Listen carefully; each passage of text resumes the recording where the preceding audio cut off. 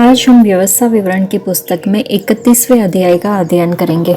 मूसा ने जाकर ये बातें सब इस्राएलियों को सुनाई और उसने उनसे यह भी कहा, आज मैं 120 वर्ष का हूँ और अब मैं चल फिर नहीं सकता, क्योंकि यहोवा ने मुझसे कहा है कि तू इस यरदन पार नहीं जाने पाएगा। तेरे आगे पार जाने वाला तेरा परमेश्वर यहोवा ही है। वह उन जातियों को तेरे सामने से नष्ट करेगा और तू उनके देश का अधिकारी होगा। और यहोवा के वचन के अनुसार यहोशू तेरे आगे आगे पार जाएगा। और जिस प्रकार यहोवा ने एमोरियों के राजा सीहोन और ओग और उनके देश को नष्ट किया है, उसी प्रकार वह उन सब जातियों से भी करेगा। और जब यहोवा उनको तुमसे हरवा देगा, तब तुम उन सारी आज्ञाओं के अनुसार उनसे करना जो मैंने तुमको सुनाई है। तू हियाव बांध और दृढ़ हो, उनसे न डर और न भयभीत हो, क्योंकि तेरे संग चलने वाला तेरा परमेश्वर यहोवा है। वह तुझको धोखा न देगा और न छोड़ेगा। तब मूसा ने यहोशू को बुलाकर सब इस्राएलियों के सम्मुख कहा, तू हियाव बांध और दृढ़ हो जा, क्योंकि इन लोगों के संग उस देश में जिसे यहोवा ने इनके पूर्वजों से शपथ खाकर देने को कहा था, तू जाएगा और तू इनको उसका अधिकारी कर देगा। और तेरे आगे आगे चलने वाला यहोवा है, वह तेरे संग रहेगा और न तो तुझे धोखा देगा और न छोड़ देगा। इसलिए मत डर और तेरा मन कच्चा ना हो। फिर मूसा ने यही व्यवस्था लिखकर लेवीय याजकों को, जो यहोवा की वाचा का संदूक उठाने वाले थे, और इस्राएल के सब वृद्ध लोगों को सौंप दी। तब मूसा ने उनको आज्ञा दी, 7 वर्ष के बीतने पर, अर्थात छुटकारे के वर्ष में, झोपड़ी वाले पर्व पर, जब सब इस्राएली तेरे परमेश्वर यहोवा के उस स्थान पर जिसे वह चुन लेगा आकर इकट्ठे हो, तब यह व्यवस्था सब इस्राएलियों को पढ़कर सुनाना। क्या पुरुष, क्या स्त्री, क्या बालक, क्या तुम्हारे फाटकों के भीतर के परदेशी, सब लोगों को इकट्ठा करना कि वे सुनकर सीखे और तुम्हारे परमेश्वर यहोवा का भय मानकर इस व्यवस्था के सारे वचनों के पालन करने में चौकसी करें। और उनके बच्चे जिन्होंने ये बातें नहीं सुनी, वे भी सुनकर सीखे कि तुम्हारे परमेश्वर यहोवा का भय उस समय तक मानते रहे जब तक तुम उस देश में जीवित रहो जिसके अधिकारी होने को तुम यरदन पार जा रहे हो। फिर यहोवा ने मूसा से कहा, तेरे मरने का दिन निकट है, तू यहोशू को बुलवा और तुम दोनों मिलाप वाले तंबू में आकर उपस्थित हो कि मैं उसको आज्ञा दूं। तब मूसा और यहोशू जाकर मिलाप वाले तंबू में उपस्थित हुए। तब यहोवा ने उस तंबू में बादल के खंभे में होकर दर्शन दिया और बादल का खंभा तंबू के द्वार पर ठहर गया। तब यहोवा ने मूसा से कहा, तू तो अपने पुरखाओं के संग सो जाने पर है और ये लोग उठकर उस देश के पराये देवताओं के पीछे, जिनके मध्य वे जाकर रहेंगे, व्यभिचारी हो जाएंगे और मुझे त्याग कर उस वाचा को जो मैंने उनसे बांधी है तोड़ेंगे। उस समय मेरा कोप इन पर भड़केगा और मैं भी इन्हें त्याग कर इनसे अपना मुंह छिपा लूंगा और ये आहार हो जाएंगे और बहुत सी विपत्तियां और क्लेश इन पर आ पड़ेंगे, यहाँ तक कि ये उस समय कहेंगे, क्या ये विपत्तियां हम पर इस कारण तो नहीं आ पड़ी क्योंकि हमारा परमेश्वर हमारे मध्य में नहीं रहा। उस समय मैं उन सब बुराइयों के कारण जो ये पराये देवताओं की ओर फिरकर करेंगे, निसंदेह उनसे अपना मुंह छिपा लूंगा।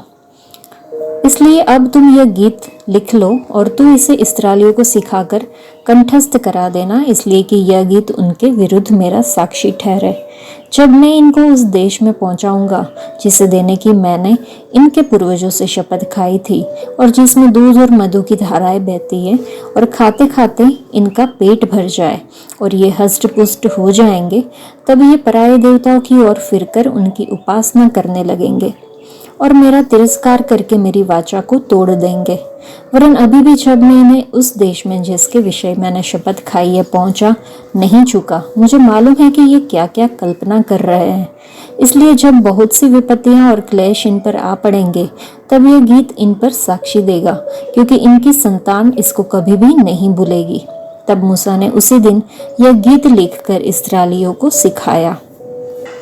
और यहोवा ने नून के पुत्र यहोशू को यह आज्ञा दी, हियाव बांध और दृढ़ हो, क्योंकि इस्राएलियों को उस देश में जिसे उन्हें देने की मैंने उनसे शपथ खाई है, तू पहुंचाएगा और मैं आप तेरे संग रहूंगा।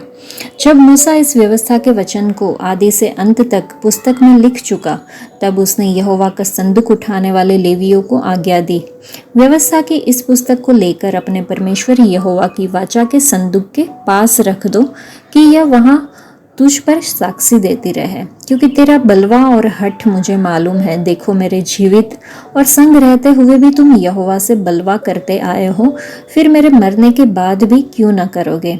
तुम अपने गोत्रों के सब वृद्ध लोगों को और अपने सरदारों को मेरे पास इकट्ठा करो कि मैं उनको ये वचन सुनाकर उनके विरुद्ध आकाश और पृथ्वी दोनों को साक्षी बनाऊं, क्योंकि मुझे मालूम है कि मेरी मृत्यु के बाद तुम बिल्कुल बिगड़ जाओगे और जिस मार्ग में चलने की आज्ञा मैंने तुमको सुनाई है उसको भी तुम छोड़ दोगे। और अंत के दिनों में जब तुम वह काम करके जो यहोवा की दृष्टि में बुरा है, अपनी बनाई हुई वस्तुओं की पूजा करके उसको रिस दिलाओगे, तब तुम पर विपत्ति आ पड़ेगी। तब मूसा ने इस्राएल की सारी सभा को इस गीत के वचन आदि से अंत तक कह सुनाए। यहाँ पर हमने देखा कि लिखा है, यहोवा ने मुझसे कहा, तू इस यरदन को पार न करना। व्यवस्था विवरण 3 अध्याय में मूसा कहता है कि जब उसने परमेश्वर से प्रार्थना की कि वह उसे यरदन पार कर दे, परंतु परमेश्वर ने उसकी एक न सुनी और न माना और कहा कि इसी से संतुष्ट रह, इस विषय में फिर कभी मुझसे न कहना। ऐसा ही कुछ पौलुस के साथ हुआ जब उन्होंने परमेश्वर से 3 बार विनती की, लेकिन परमेश्वर ने यह कहकर मना कर दिया कि मेरा अनुग्रह तुम्हारे लिए काफी है। दिलचस्प बात यह है कि जब भी मूसा ने इस्राएलियों की ओर से परमेश्वर से प्रार्थना की तो परमेश्वर ने दया दिखाई और उनके विद्रोह और मूर्ति पूजा के बावजूद उन्हें माफ कर दिया। परमेश्वर ने कई लोगों को ठीक करने के लिए पौलुस का भी उपयोग किया।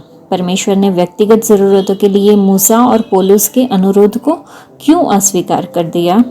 यहाँ मैं परमेश्वर के 2 महान सेवकों के साथ उनके व्यवहार में 2 सिद्धांत देख सकती हूँ।